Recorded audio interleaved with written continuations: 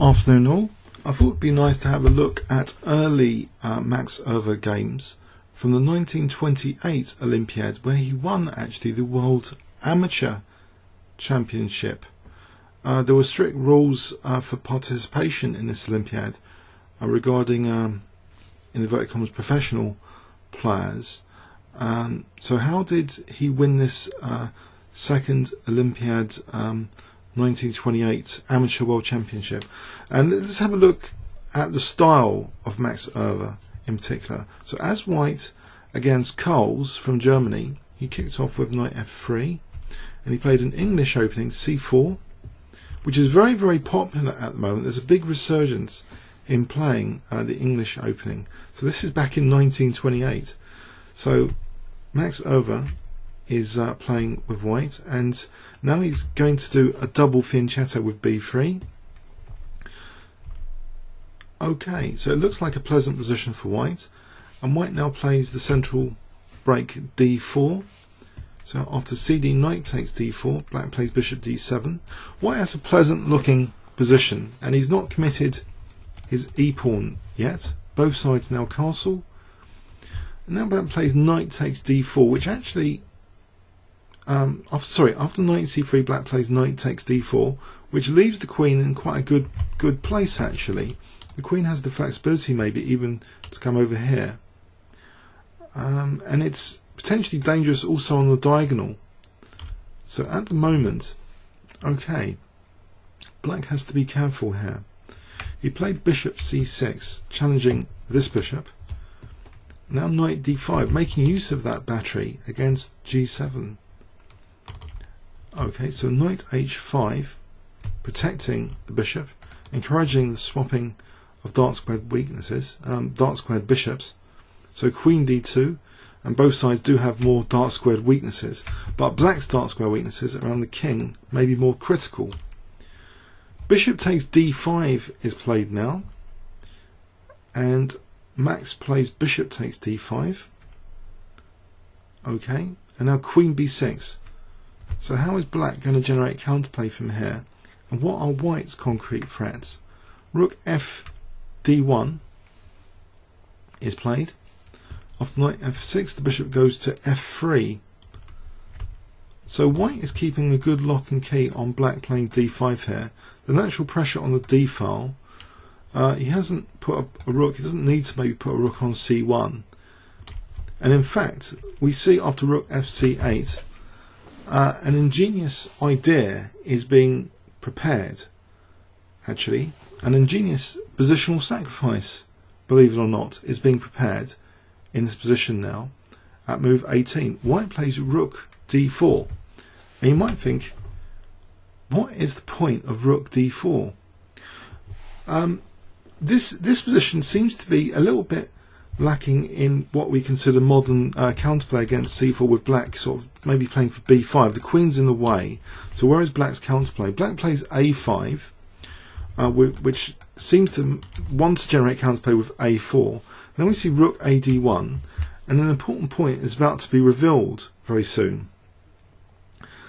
After rook c7, h4, and it looks as though the bishop on f3 is actually supporting the undermining of black's king safety a little bit.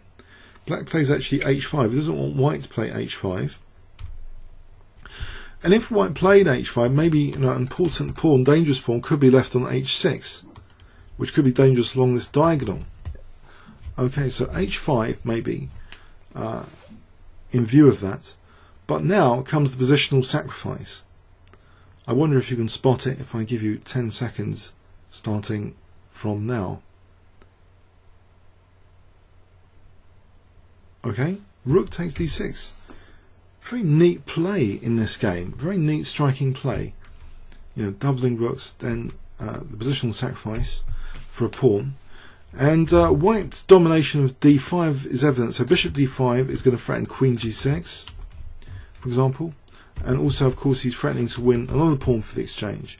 That pawn is given up immediately with rook f8. So 2 pawns for the exchange. Now a fantastic bishop on d5, threatening queen g6. The king moves. And obviously g4, the attack is quite ruthless here. the lateral pressure is strong, you know, maybe h5 and pressure on g6 and h6 will increase. How will black defend his king here? His pieces are cut off from defending here. He plays queen a3. Maybe this is going to be an important check. Or is it? G takes h5, check. Okay, the queen to the rescue. Queen h6. Or is it? Now comes another great move from Max to really make the black position crumble here. I wonder if you can spot the move now, if I give you 10 seconds starting from now. Okay, bishop takes f7, another neat tactic. From pressure comes a combination. So, okay, if a rook takes then hg, and then he's going to take here, and his queen's protecting h4 anyway, so there's nothing to worry about h4. So black played queen g7, and after taking, he's lost so many pawns, and his king's still exposed after queen g5 here, and facing queen h5, he resigned here. I thought this is a very, very neat game in 1928. Very attractive. So double fianchetto, the d4 break backed up with doubling rooks on that d file, which culminated in an exchange sacrifice with rook takes d6, then getting 2 pawns immediately, then ripping through black's king safety totally. I hope you enjoyed that one. Let's look at another game from this Olympiad.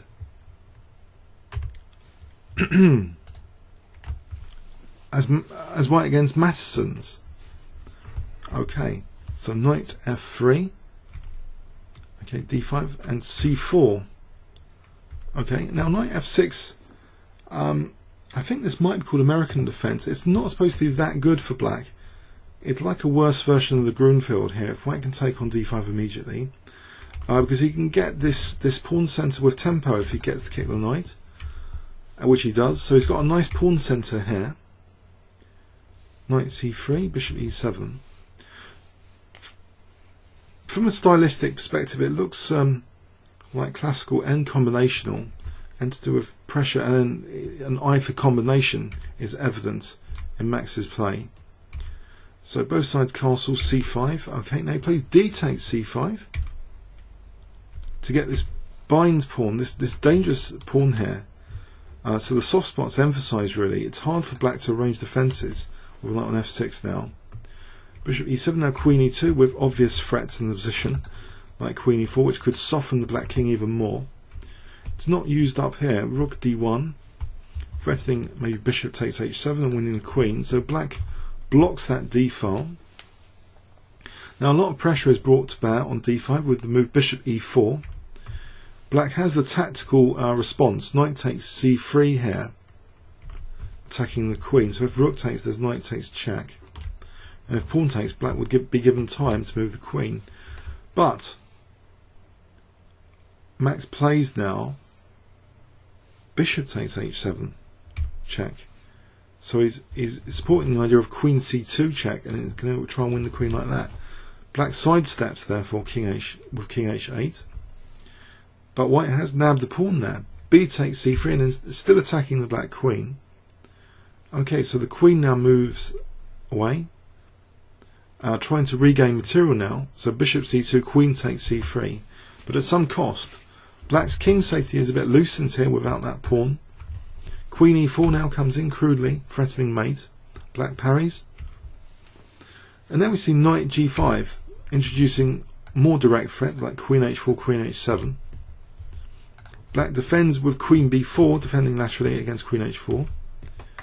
But now a tactical blow again is spotted to rip through black's king position again, like in the previous game we saw. I wonder if you can spot it if I give you 10 seconds starting from now. Okay, knight takes f7, sacking a knight for 2 pawns. Immediate threats quite critical. Okay, how does black defend? He tries rook g7.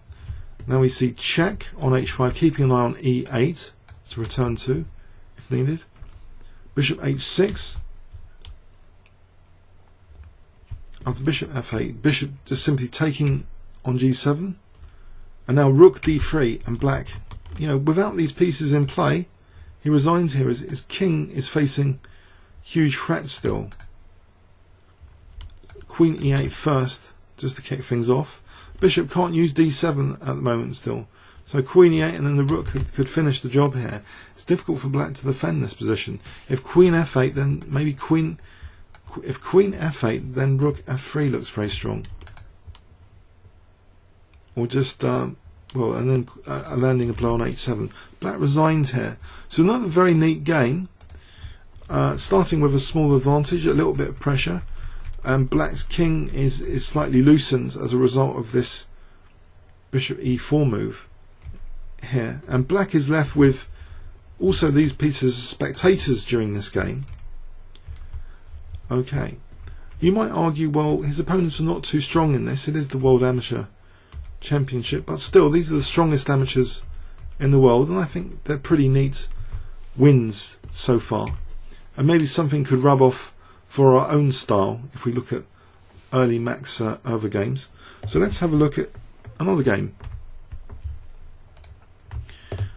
Now this is Max's only loss in the Olympiad, and it's interesting, his opponent from Poland, Piłka,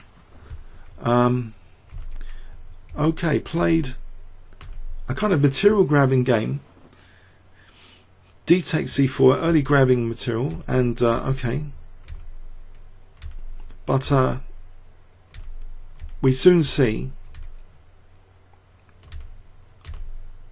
more material grabbing is going to be evidenced in this game.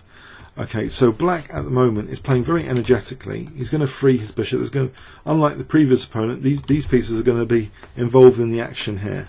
a4, c4 is played, and now bishop b7, defending that rook against ab and the pressure on a8. e4, and now we see bishop e7.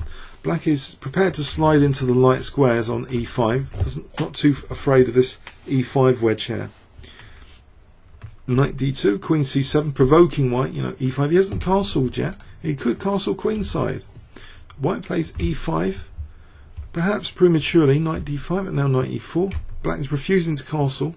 Instead, knight b4. Black's trying to work up an advantage maybe before committing the king. After queen c6, it starts to look a little bit unpleasant. Black's control of the light squares here and the pressure along the diagonal. Rook e1. Knight b6, really celebrating that d5 square. AB, and the pair of rooks come off. Bishop g5. Black avoids the exchange of the dark square bishops with bishop f8. So he doesn't mind, he's playing quite dynamically, he's not really routinely castling, he doesn't need to. b3, and this is the start of munching. This b3 might be a little unsound. I don't think engines like the move b3 here, and this is what Max played. He was looking for some compensation. If we put in b3, it seems black's basically safe to take it from an engine point of view, and in the game it was taken. It gets some squares potentially for black. That's the real risk of it. The c4 square now. Okay, but d5, it looks as though white's opening up the lines logically, or is it? Could you say from a logical point of view, well, these pieces are out of the game, the king's still in the centre, but it's difficult in this position to really open things up against the king convincingly. Knight d4, queen b7, knight takes b5, and it starts to look a bit dangerous here. Black takes, now rook takes c4, it starts to look even more dangerous. Rook c8 with queen b5 on the cards. Black plays queen b7, guarding that c8 square. Now rook a4, introducing maybe the threat of rook takes and then queen b5. Bishop b4 is played. Okay, interesting. Now in this position, this bishop b4 vacated actually f8. So any rook a8 might be answered with, well, for example, if rook takes now, then king f8 is basically forced, but it might be adequate.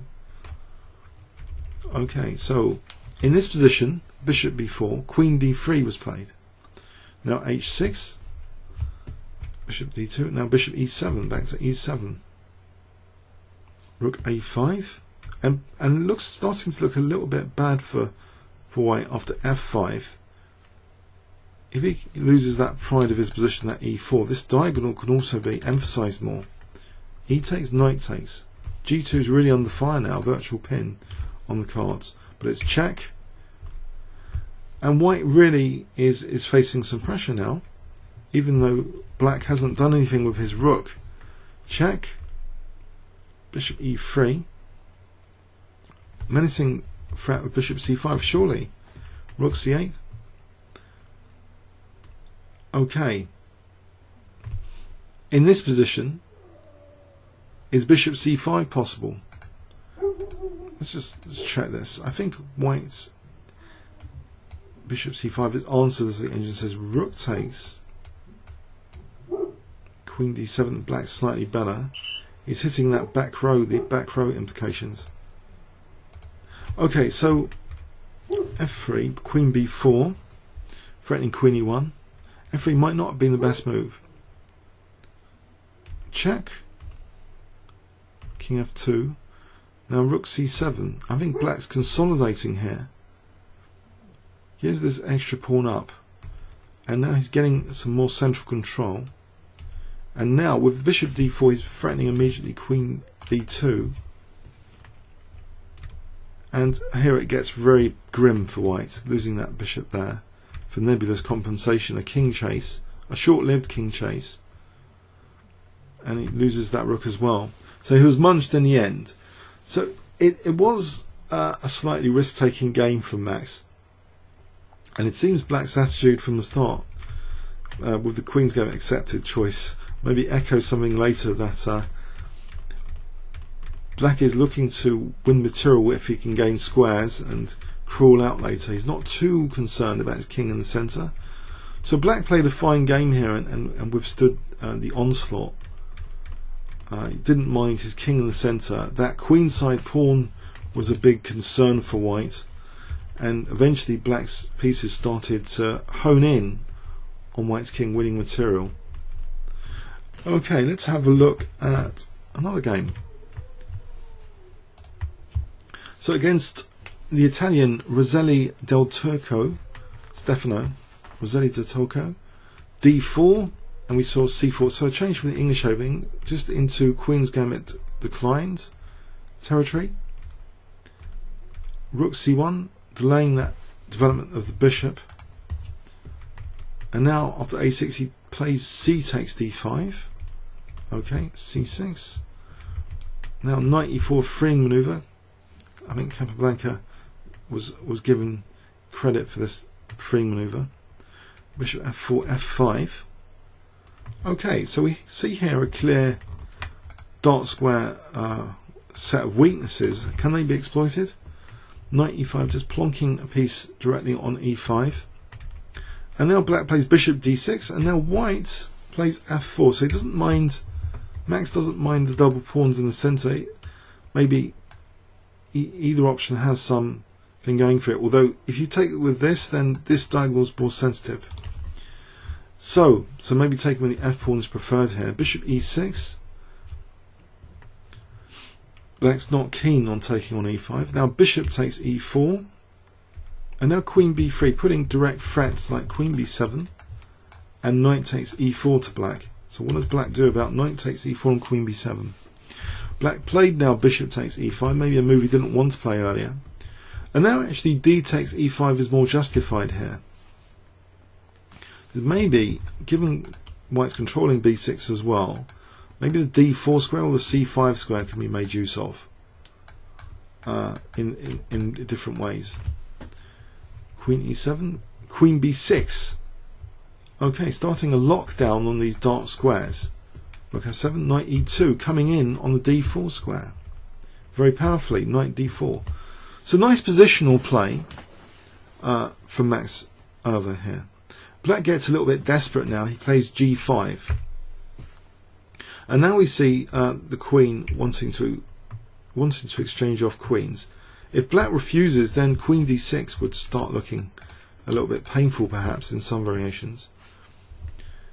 So g takes f4 was played, the queens come off, e takes f4, and we have pawn mobility here and pawn restraint on the dark squares here. So white seems to be in control at the moment. a4 maybe starting a further lockdown on the dark squares. g3. Okay, now h5. So black is trying for some sort of attack, at least softening white structure, maybe. h4, now b4, and it looks as though this is going to be a very, very powerful minority attack here, b5, to cause huge structural damage to this pawn chain. This minority of pawns here. Rook c8, now king e3, hg, hg, and this means now that actually rook h1 might be a useful resource in this h file generally. Rook g7, rook g1, king f7, king comes back, and now rook h1. Now b5, finally the minority attack move is played. A takes, bishop d7, trying to defend that pawn chain. Takes on c6. And now the pawn mobility is celebrated with f5, immediately threatening e6. So nice positional game from white. Black takes on h1, and it's just really extending white's advantages more. More threats are introduced here. Check. Another neat move is played, not moving the knight. More precise, perhaps f6, much more precise, threatening f7 check. That's parried with rook g6, but now check. And now a very neat move, celebrating the advanced pawn here. I wonder if you can spot it. I give you 10 seconds starting from now.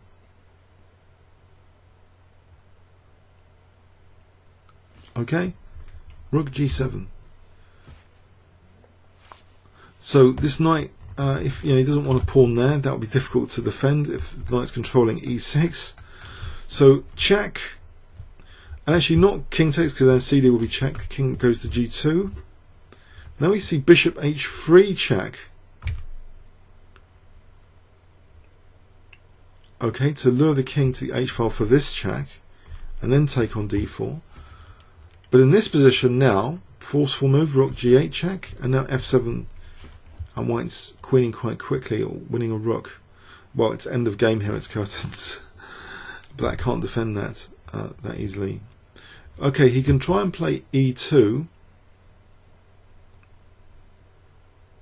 but then white queens first, and that would be like mating, I think, quite quickly. So that was a neat game positionally, where black was weakening some dark squares and seemed to want to attack white's king. It showed quite drastic punishment. White controlling the dark squares, exchanging off queens, making use of pawn mobility on the king side eventually, culminating in a very, very dangerous passed pawn, which basically won the game. Okay, so a very neat, concise style with an eye for combination, a very keen eye for combination. It can be evident so far in these 1928 games. This is against Steiner, Lajos Steiner, Hungary. Knight f3, and now c4 again, English opening start. So it's a bit ahead of its time, because the English is so popular nowadays as an opening. So bishop g2, even sacrificing c4 pawn dynamically, queen c2. So white's got a little bit of a nagging edge here. He doesn't mind the exchange of queens. He plays queen takes d5 here. Now d4, he's trying to get a lockdown on the dark squares. Bishop g5, immediate tactical threat to deal with for the d5 pawn. It's parried like that, but structural damage incurred now. a3, white doesn't mind collecting that dark square bishop either. Okay, and now black gives up voluntarily the light square bishop. Is there a method in black's madness? Is this position okay? White castles queenside as well. Rook h1, as though e4 might be liberating, but knight a5 going into that c4 square seems a logical move. e4, knight c4. Okay, but a centre pawn for a flank pawn, is that a little bit risky? White takes a centre pawn and black takes a flank pawn. And now we see bishop h5 targeting f7. Black takes and takes on d5, trading f7, which after all maybe is considered a double pawn. And then we see a concrete maybe threat of rook b1. That's parried with bishop a2. Okay, king d7, rook e4, and now the rook can maybe start to attack these guys. Rook h5, h4. There's a 3-2 pawn majority here to consider in this position. Knight b5. Okay, king c2 protecting c3.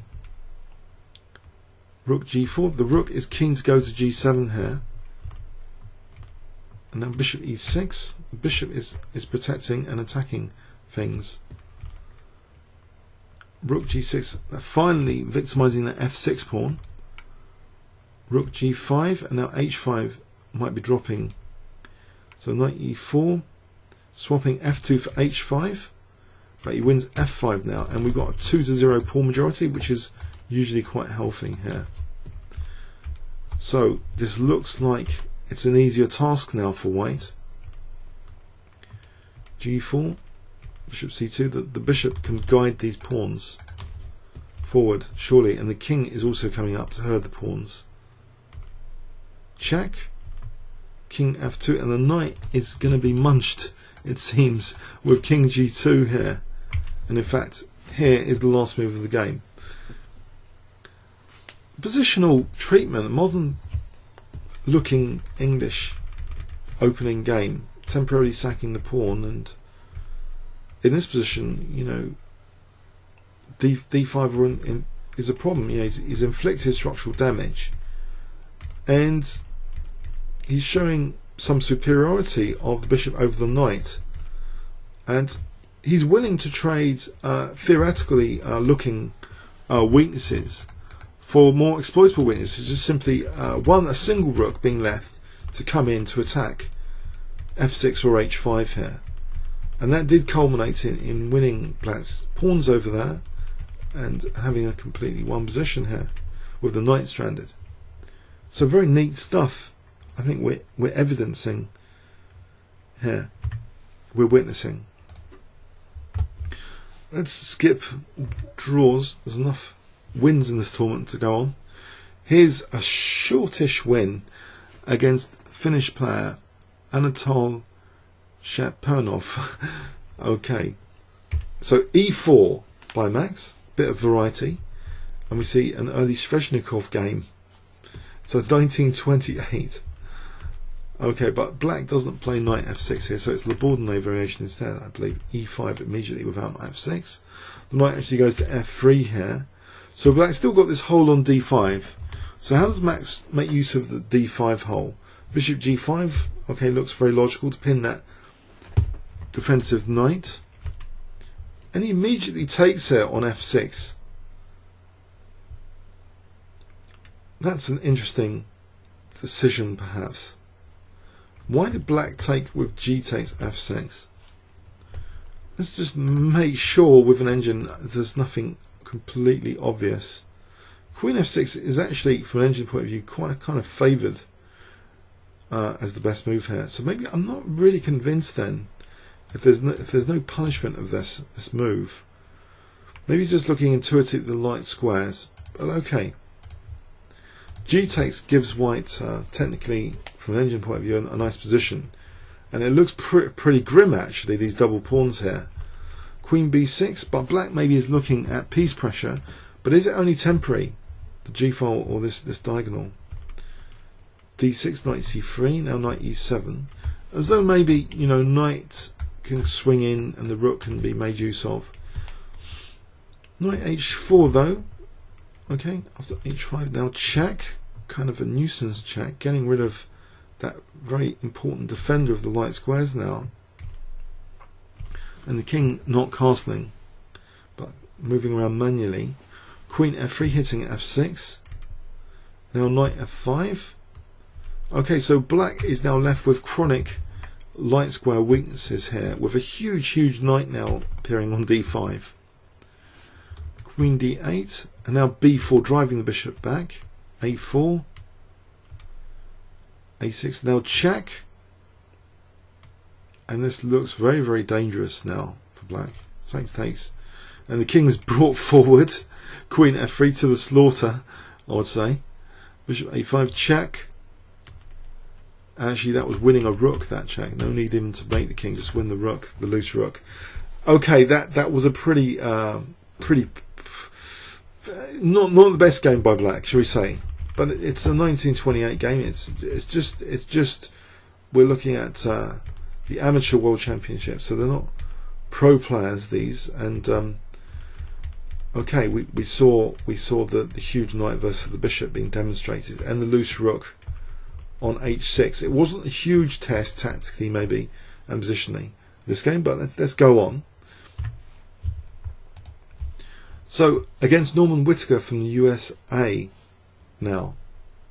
So e4 after knight f3, d6. So black is accepting a potentially cramped position here. Okay, fianchettoing the bishop, and now interestingly, move h4 as though, is this attacking or positional? Knight f6, bishop e2. Is it just gaining space on the king side? Queen e7, and the knight's now pinned. Black creates a bit of a weakness with this. h6, but now knight d5.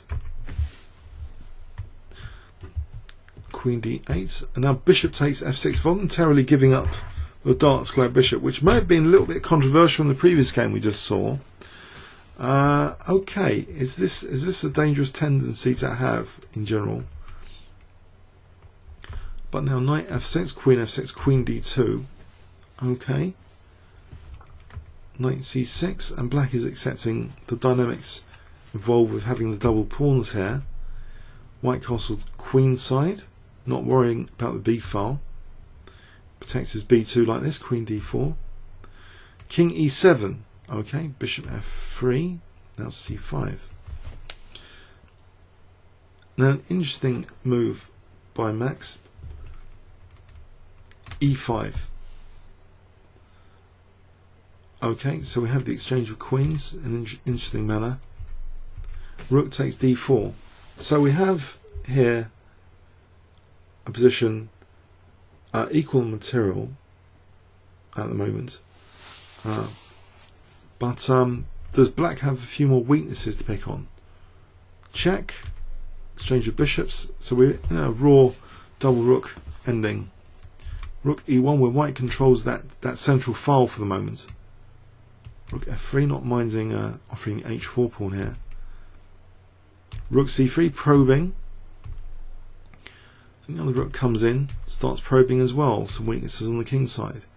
Black's now split his pawns quite considerably with this going a pawn up, but also there's a tactic here, rook takes d5 for this pin, so he's not even material down. Okay, rook takes c6, exchanging for b2 now, because that was an unpin. Okay, and white has isolated pawns as well. Rook d4. Check. Takes. So this is an interesting ending with the rooks. h6 now drops, so white is again a pawn up. Okay, black dare not maybe take that pawn where he's going to lose f7. He protects. What does he? Nope. He leaves f7. So white only a pawn up, but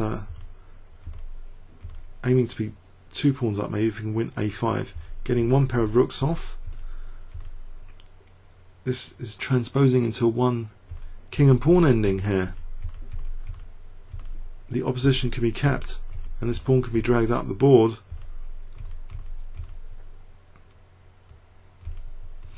Okay, forcing the way through for the pawn here. King b8, king d7, king d8, king b7. that was a bit of a fight, that game.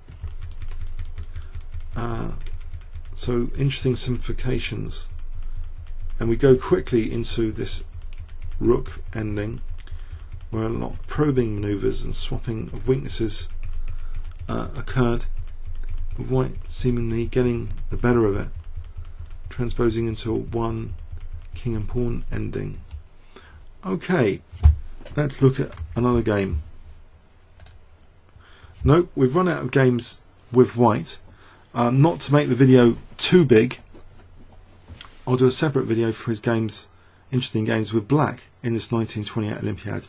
Hope you've got something from this. I want to paint a picture of the style of early Max Euwe, and I hope having a quick look at these games has helped, and maybe questions our own style a little bit. Comments or questions on YouTube. Thanks very much.